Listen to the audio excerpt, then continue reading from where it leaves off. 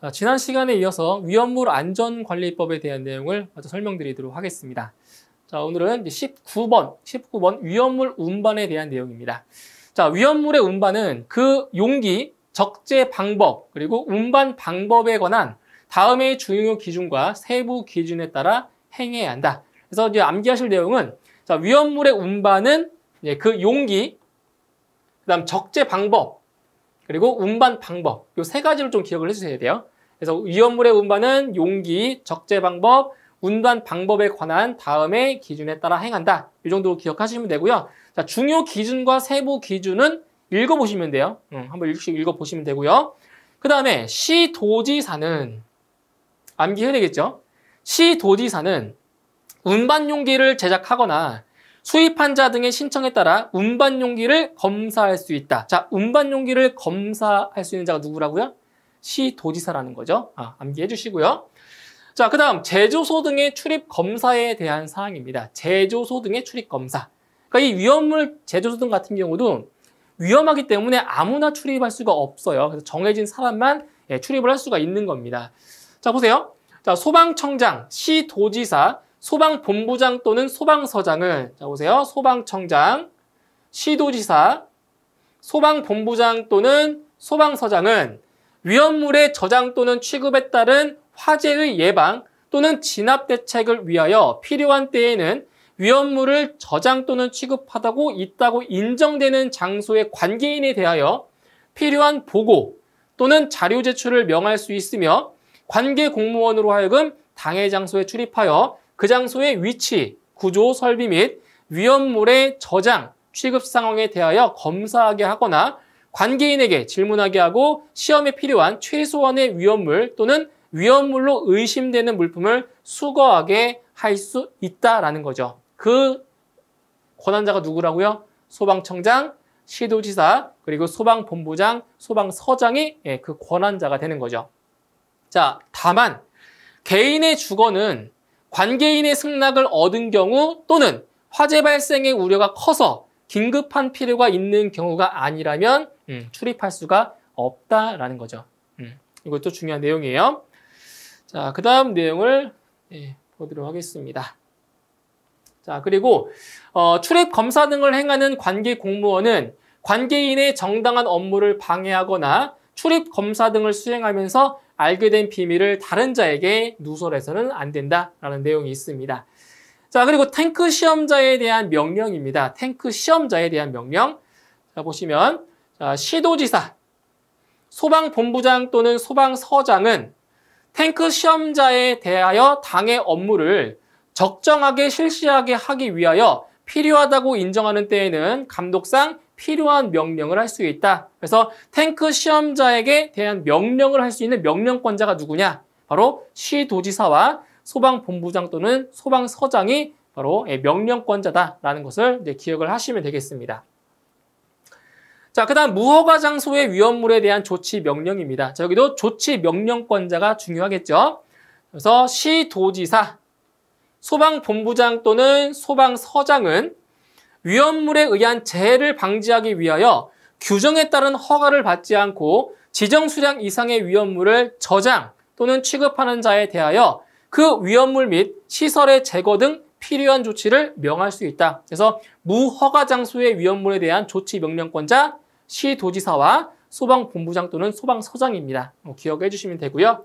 자, 그 다음 안전교육입니다. 자, 누구에 대한 안전교육이냐? 바로 위험물 안전관리자에 대한 안전교육을 말하는 거죠. 그래서 안전교육을 해야 되는 대상이 있습니다. 그 대상자들을 암기하셔야 돼요. 자, 안전관리자. 자, 이것은 위험물 안전관리자를 말하는 거죠. 위험물 안전관리자. 그 다음에 탱크 시험자. 그리고 위험물 운반자. 그리고 위험물 운송자. 네 가지입니다. 자, 안전교육을 받아야 되는 대상 4가지예요. 안전관리자, 탱크 시험자, 위험물 운반자, 그리고 위험물 운송자. 자, 대상 4가지 꼭 기억하셔야 되고요.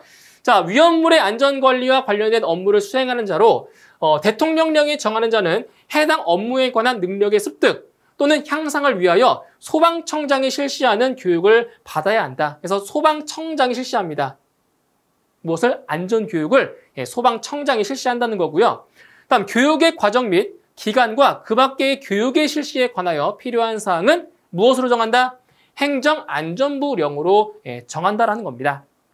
자, 그 다음 청문에 대한 사항이죠. 자, 청문은 앞에서 말씀드렸지만 바로 어떤 사항에 대해서 취소할 때 보통 청문을 많이 실시한다고 했습니다.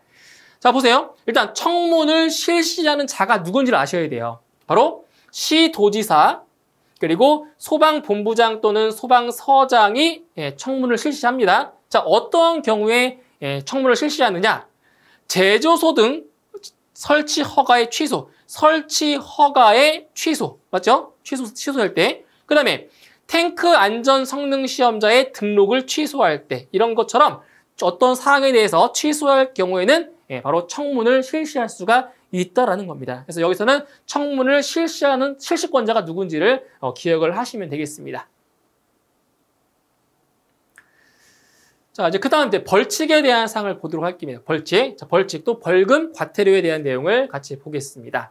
자, 먼저 벌칙인데, 자, 1년 이상 10년 이하의 징역에 해당하는 사항입니다. 자, 이거는 뭐냐?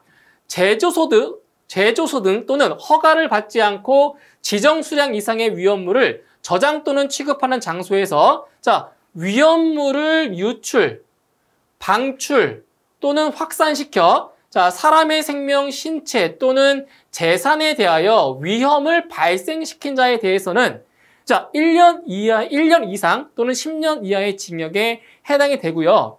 자, 그 다음에 자, 이러한 행위를 해서 자, 보세요. 위험물을 유출, 방출 또는 확산시켜서 사람을 자, 상해에 이르게 했을 때, 다치게 한 거죠. 상해에 이르게 했을 때는 무기 또는 3년 이상의 징역에 처하게 됩니다. 자, 그리고 자, 이러한 행위를 해서 사망에 이르게 할 때, 사망에 이르게 할 때는 무기 또는 5년 이상의 징역에 처하게 되는 겁니다. 그래서 여기 첫 번째 나와 있는 내용들이 시험에 나왔으니까 같이 보시면 되고요. 자, 그 다음 이제 벌금에 대한 사항입니다. 자, 7년 이하의 금고 또는 7천만 원 이하의 벌금에 해당되는 사항입니다. 자, 뭐냐면, 자, 업무상의 과실로, 일을 하면서 과실이죠. 업무상 과실로 제조소 등에서 위험물을 유출, 방출 또는 확산시켜 사람의 생명, 신체 또는 재산에 대하여 위험을 발생시킨 자. 자, 이러한 사람에 대해서는 7년 이하의 금고 또는 7천만 원 이하의 벌금에 해당이 됩니다. 자, 그럼 아까 지금 이 내용과 이 내용의 차이점은 뭐냐? 자, 지금 여기는 업무상의 과실로 자, 위험을 발생시킨 자에 대해서는 7년 이하의 금고 또는 7천만 원 이하의 벌금인데 이거는 업무상의 과실이 아닌 겁니다. 업무상의 과실이 아닌 경우는 1년 이상 10년 이하의 징역에 처한다는 거죠. 그래서 이 두 개의 차이점은 업무상의 과실인지 그 아닌지의 차이점입니다. 아시겠죠? 잘 구분하시면 돼요. 자, 그 다음에 이제 또 마찬가지입니다. 업무상 과실로 제조소 등에서 위험물을 유출, 방출 또는 확산시켜 사람을 사상에 이르게 했을 경우에는 10년 이하의 징역 또는 금고나 1억 원 이하의 벌금에 처하게 되는 겁니다. 사상에 이르게 했을 때. 그 다음에 제조소 등의 설치 허가를 받지 않고 제조소 등을 설치한 경우, 이런 경우는 5년 이하의 징역 또는 1억 원 이하의 벌금에 처하게 되고요. 그리고 저장소 또는 제조소 등이 아닌 장소에서 지정 수량 이상의 위험물을 저장 또는 취급한 자, 이런 경우는 3년 이하의 징역 또는 3천만 원 이하의 벌금에 처하게 되겠습니다. 이렇게 기억을 해주시면 되고요. 자, 그 다음으로는 이제 1년 이하의 징역 또는 1,000만 원 이하의 벌금에 해당되는 사항입니다. 자, 시험에 잘 나오는 거 나왔습니다. 탱크 시험자로 등록하지 않고 탱크 시험자의 업무를 한 자, 해당이 되고요. 이런 경우. 그 다음 정기검사를 받지 아니한 관계인으로서 제조소 등의 허가를 받은 자, 정기검사를 받지 아니한 관계인으로서 제조소 등의 허가를 받은 자, 여기 해당이 됩니다. 그 다음 자체 소방대를 두지 아니한 관계인으로서 제조소 등의 허가를 받은 자, 자체 소방대를 두지 아니한 관계인으로서 제조소 등의 허가를 받은 자. 그 다음 또 뭐가 있겠어요? 이런 것들. 운반용기에 대한 검사를 받지 않고 운반용기를 사용하거나 유통시킨 자. 이러한 경우에 대해서는 1년 이하의 징역 또는 1,000만 원 이하의 벌금에 처하게 되겠습니다. 자, 그 다음 이제 1,500만 원 이하의 벌금에 대한 사항입니다. 1,500만 원 이하의 벌금이에요. 자, 위험물의 저장 또는 취급에 관한 중요 기준에 따르지 아니한 자, 변경 허가를 받지 않고 제조소 등을 변경한 자. 자, 그리고 또 뭐가 있냐면 제조소 등의 사용 정지 명령을 위반한 자, 이런 것도 시험에 나올 수 있고요. 그 다음에 안전관리자의 직무를 대행하는 대리자를 지정하지 아니한 관계인으로서 제조소 등의 허가를 받은 자, 그 다음에 예방규정을 제출하지 않거나 변경 명령을 위반한 관계인으로서 제조소 등의 허가를 받은 자, 이러한 경우에 대해서는 1,500만 원 이하의 벌금에 처하게 되는 겁니다. 1,500만 원 이하입니다. 자, 그리고 이어서 탱크 시험자에 대한 감독상 명령에 따르지 아니한 자, 이러한 경우도 1,500만 원 이하의 벌금에 처하게 되겠습니다. 자, 이제 그 다음으로 1,000만 원 이하의 벌금에 해당되는 사항입니다. 1,000만 원 이하의 벌금입니다. 자, 먼저 위험물의 운반에 관한 중요 기준에 따르지 아니한 자, 위험물 운송자 자격을 취득하지 아니한 자가 위험물 이동 탱크 저장소를 운전한 자, 그래서 자격을 취득하지 아니한 사람이 위험물 이동 탱크 저장소를 운전한 자, 그리고 운송 책임자의 감독 또는 지원을 받지 않고 운송을 한 위험물 운송자, 이러한 경우에 대해서는 1,000만 원 이하의 벌금에 처하게 되겠습니다. 자, 이제 마지막으로 과태료에 대한 내용입니다. 자, 여기서 이제 과태료 같은 경우는 500만 원 이하의 과태료 한 가지밖에 없습니다. 그래서 위험물 안전관리법에는 과태료가 500만 원 이하밖에 없어요. 자, 어떤 경우가 있냐? 지정 수량 이상의 위험물을 임시로 저장 또는 취급하는 경우 승인을 받지 아니한 자 해당이 되겠고요. 그 다음 위험물의 저장 또는 취급에 관한 세부 기준을 위반한 자, 그리고 제조소 등의 예방 규정을 준수하지 아니한 자 해당이 되고요. 그다음 위험물의 운반에 관한 세부 기준을 위반한 자. 자, 이런 경우에 대해서는 500만 원 이하의 과태료가 부과되게 되겠습니다.